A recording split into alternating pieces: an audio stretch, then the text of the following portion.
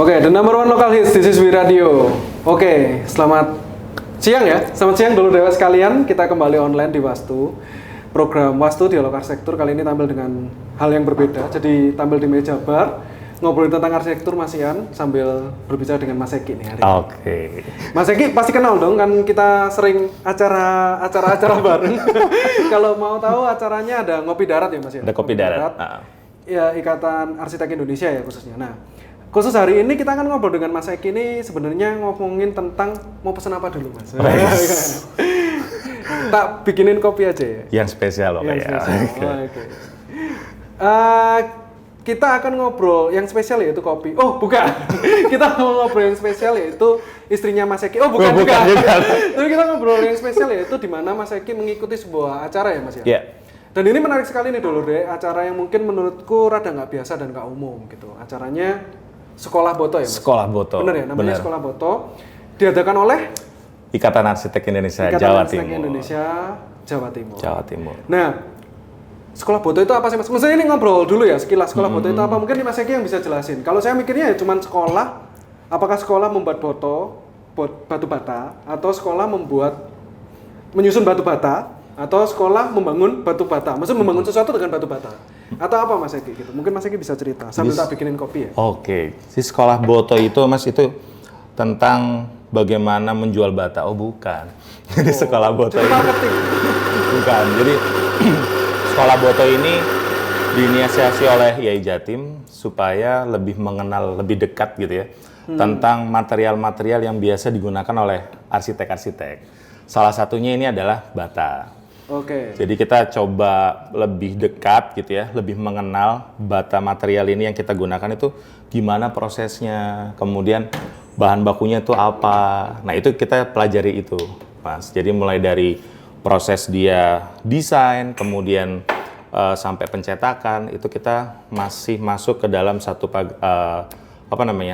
penyelenggaraan Sekolah Boto gitu. Bentuk acaranya gimana Mas Eki? Jadi bentuk acaranya kita ada jadi diintervensi dulu ya. Boto selama ini kita tahu kan hanya konvensional, hanya kotak, kemudian ada botol tempel gitu kan. Oke. Jadi sekarang ini dari Sekolah Boto ini diharapkan diintervensi oleh bukan diintervensi, bahasanya adalah mulai diinisiasi desain batanya gitu. Jadi batanya itu nggak hanya kotak tapi dia didesain seperti apa. Didesain batu batanya. Didesain batu batanya oleh beberapa kelompok. Kalau ini kan batch 1 ya. Sekolah Botonya ini kemarin kita ada 4 kelompok. 4 kelompok ada terdiri dari mentor, komentor sama mahasiswa.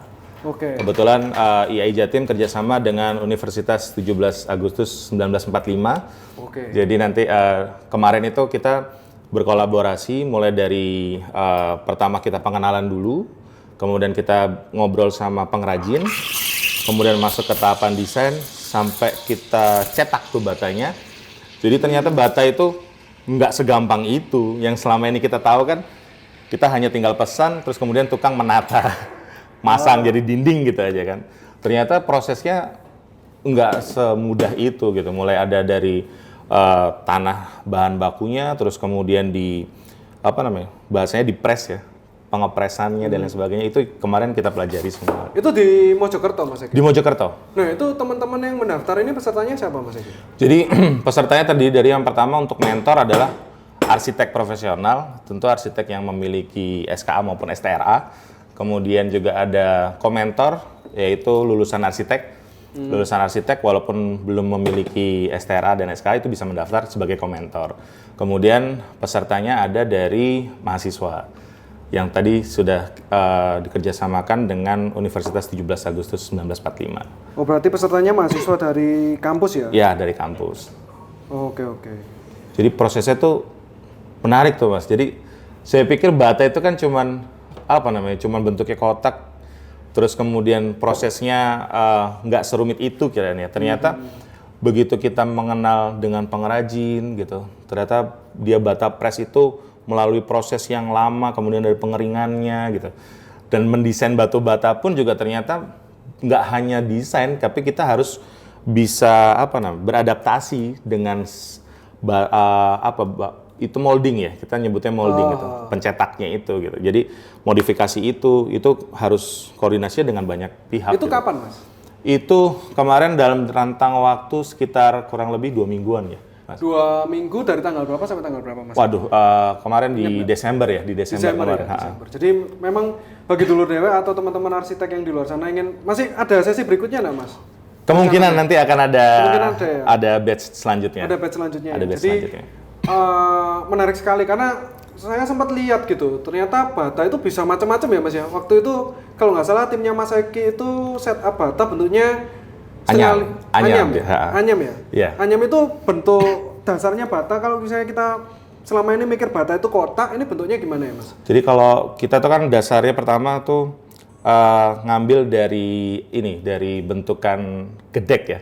Dari bentukan gedek kemudian mau kita kiwarikan gitu ya, kita kekinian gitu ya. Oke. Masuk akhirnya terus kemudian penataannya secara makro itu bentuknya adalah anyam. Tapi kemudian secara mikronya detailnya kita desain lagi. Jadi sebenarnya polanya penataannya bisa macam-macam, bisa bentuk anyam dan lain sebagainya. Tapi bentuk dasarnya apa, Mas? Bentuk dasarnya kemarin itu adalah setengah lingkaran ya. Jadi ada setengah lingkarannya di depan, kemudian ada perseginya di belakang. Oh, oke. Itu workshopnya berapa lama, Mas Eki? Workshop Untuk menghasilkan itu 2 minggu itu tadi? Workshopnya kurang lebih 2 minggu itu, tapi kurang lebih 3 mingguan lah. Itu termasuk mungkin dulur dewe atau teman-teman di sana nggak nangkep gitu, Mas? Maksudnya kira-kira yang workshop itu produknya apa sih, Mas? Maksudnya apakah dari mendesain tadi konsepsi nyaman sampai ke produksinya, sampai bikin cetakannya, sampai bikin batanya atau berhenti cuman ide aja gitu, Mas? Oh enggak, jadi setelah tadi desain idenya muncul, kemudian kita kolaborasi sama pengrajin untuk memodifikasi molding. Tentu modifikasi molding kan nggak hanya pengrajin batu batanya, kita harus sama pengrajin lasnya kan. Oh, oke. Untuk modifikasi, kemudian setelah modifikasi kita coba cetak dulu. Satu sampling gitu. Satu sampling bisa apa enggak gitu. Karena kejadian begitu dicetak nggak bisa dicopot dari moldingnya. Ini kan juga apa namanya? Bentuknya aneh mungkin, Mas. Jadi ternyata molding itu kan ada modifikasinya dan cara melepaskan dari molding dari bata yang sudah dicetak itu ternyata nggak semudah itu. Jadi kan dia kan bentuknya kan lengket gitu ya batanya itu. Jadi karena belum kering. Jadi ketika diletakkan itu kadang-kadang nggak mau lepas dia. Kalau nggak mau lepas dipaksa. Kalau dipaksa bentukannya jelek. Bentukannya melengkung. Iya, bentukannya jadi jelek. Oke. Menarik ya dulu. Ternyata tanah liat nggak semudah itu ya. Nggak semudah itu. Kan mikirnya bata, merah, MRH, ya udah. Cetakan sudah gitu ya. Sudah nggak jadi. semudah itu ya. Soalnya waktu keluar dari molding itu masih basah ya, Mas? Keluar dari molding bentuknya masih basah. Jadi dia kayak kalau dibilang tanah liat gitu, tapi dia nggak sekeras itu. Oh, oke. Nggak sekeras dan nggak sekering itu. Jadi dia kalau dipencet itu masih bisa ngebentuk, tapi juga nggak serta-merta langsung patah gitu. Oh, elastis ya? Jadi masih elastis dia. Jadi kalau lihat itu sebelum dibakar bentuknya masih kayak gula merah. Oh, oke. Warnanya masih gelap. Masih gelap gitu. Merah-merah gitu. Nggak pernah saya coba. Ya, tapi menarik nih. Berarti emang ada kalau misalnya selama ini kita beli bata kan sifatnya udah pasti kotak ya. Udah pasti kotak. Dan ternyata bata itu nggak hanya kotak. Bisa tadi itu bentuknya setengah lingkaran. Kalau misalnya penasaran bisa lihat di mana ya, Mas? Maksudnya hasil-hasil karya teman-teman itu bisa di mana nih? Kemarin diposting juga di IAI Jatim, Instagramnya IAI Jatim, sama di Pemkab Mojokerto, Kabupaten Mojokerto. Pemkab Kabupaten Mojokerto. Nah, dulurnya bisa lihat gitu. Ada pamerannya juga ya sempat ya kalau Mas? Nanti di pameran yang kemarin kan sudah selesai nih. Selesai. Nanti akan coba dipamerkan dalam rangkaian acara IAI Jatim nanti di 100% IAI Jatim. Ya, jadi nanti akan ada acara IAI Jatim, 100% IAI Jatim nih dulurnya mungkin bisa mengikuti atau mendengarkan informasi-informasi terkininya lah ya. Bisa cek di Instagramnya Ikatan Arsitek Indonesia Jawa Timur. Atau mungkin bisa cek-cek di YouTube ya mungkin. Cek-cek di YouTube. Nanti cek-cek di YouTube juga. Sempat kemarin ada share-share juga tentang sekolah boto. Terus Mas, mungkin nggak ada saran gitu, maksudnya ada saran atau kritik nih setelah mengikuti acara sekolah boto sebagai mentor. Maksud saya apa yang bisa nih diobrolin nih ke teman-teman arsitek di luar sana atau teman-teman orang awam pada umumnya tentang bata itu gitu loh, Mas. Kalau dari saya sendiri ya bata ini kan sekarang bahan bakunya sudah mulai langka gitu Mas ya. Bahan bakunya sudah mulai langka, jadi sudah mulai harus dipikirkan alternatif bahan bakunya. Ya, ya. Itu seperti apa. Terus kemudian dengan bahan yang terbatas, tentu pengrajin yang sudah mungkin dari turun-temurun bekerja sebagai pengrajin, bisa kita bantu sebagai arsitek dengan mendesain ini, jadi meningkatkan value-nya. Jadi sehingga bisa menambahkan manfaat juga untuk masyarakat pengrajin juga gitu. Jadi harapannya kita sebagai arsitek gitu ya bisa memberikan inovasi-inovasi lain gitu ya. Nggak hanya bata mungkin nanti bisa genteng atau apa gitu. Mungkin barangkali. Genteng, cat, atau cat itu kita kan nggak tahu juga nanti batu, seperti apa. andesit ya, terserah. Nanti kedepannya macam-macam ya. Tapi ini berarti peran khususnya seorang arsitek untuk mengembangkan sebuah material ya, produk material itu produk tadi. Material tadi. Jadi bata yang tadi sifatnya mungkin orang mikirnya kotak, ternyata nggak cuma kotak gitu, bisa dari anyaman. Bisa. Ada contoh-contoh lain nggak Mas? Maksudnya kelompok lain apa yang paling menarik? Kelompok lain itu ada yang menarik itu modelnya seperti apa namanya? Namanya itu diambil dari nama kelompoknya. Kelompok sekolah Boto namanya apa? Karseto Telu gitu. Kalau nggak salah saya lupa namanya gitu ya. Itu dari kelompok 3 gitu. Itu bentuknya dia mengambil hampir mirip dengan hampir mirip bentuknya awalnya itu dengan roster gitu ya. Tapi kemudian dari kepala sekolah atau pamong kita gitu itu memberikan saran untuk dibuat lebih mudah ketika di ini. Jadi kita tuh desain itu juga yang muncul dari setiap kelompok itu tentu kita paparkan dulu kan di internal sekolah Botonya. Kemudian diberi masukan-masukan gitu ya, baik dari ketua YAI Jatim, kemudian ada pamong sekolah Boto, kemudian juga ada penyelenggara sekolah Boto, kepala sekolah Boto. Ya, kita nyebutnya kepala sekolahnya. Dalam hal ini adalah Mas Arsitek Andi Rahman gitu ya. Mas Andi Rahman. Kemudian diberikan insight input masing-masing kelompok, baru kemudian direvisi kembali gitu. Oh, oke. Keren. Jadi nggak langsung keluar. Iya. Ide apa, produksi apa, ide apa, konsep apa keluar langsung produksi gitu enggak ya? Ada fase-fase asistensinya. Ada evaluasinya juga berarti? Ada evaluasinya juga. Wah, keren banget nih. Berarti memang ada pemikiran modelingnya gitu? Ada. Cuman saya nggak hafal tuh bentuknya satu persatu kayak gimana tuh. Oke. Tapi yang jelas sudah mulai keluar dari bentukan standarnya kotak tadi. Ya, sudah mulai keluar. Mas Eki, silakan diminum dulu. Oh iya. Oke. Saya coba nih. Iya, coba dikit nggak apa-apa Mas Eki. Mau coba banyak nggak apa-apa. Saya coba ya. Iya.